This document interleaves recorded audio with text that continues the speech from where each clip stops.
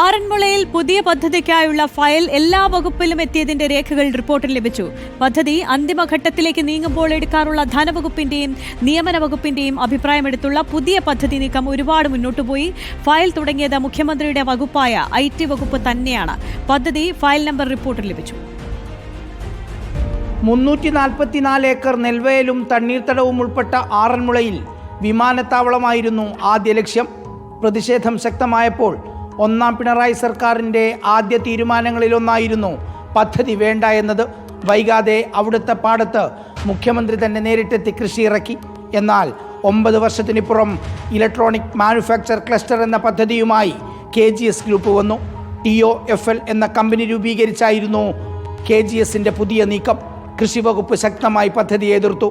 എന്നാൽ മുഖ്യമന്ത്രിയുടെ സ്വന്തം വകുപ്പായ IT വകുപ്പിൽ നിന്ന് തുടങ്ങിയ ഫയൽ പ്രധാനപ്പെട്ട എല്ലാ വകുപ്പുകളിലേക്കും എത്തി എന്നതിൻ്റെ രേഖകളാണ് ഇന്ന് റിപ്പോർട്ടർ പുറത്തുവിടുന്നത്.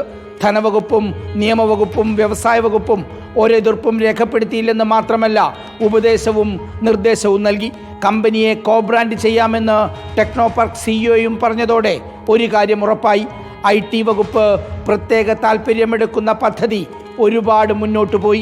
വിശദ പദ്ധതി രൂപരേഖ തയ്യാറാക്കാനുള്ള നിർദ്ദേശമാണ് ധനകാര്യ വകുപ്പ് നൽകിയത്.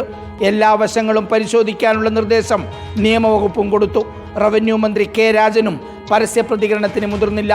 എല്ലാ വകുപ്പുകളിലേക്കും എത്തിയ ഫയൽ വളരെ സജീവമായി മുന്നോട്ട് പോകുന്നു എന്ന് ചുരുക്കം.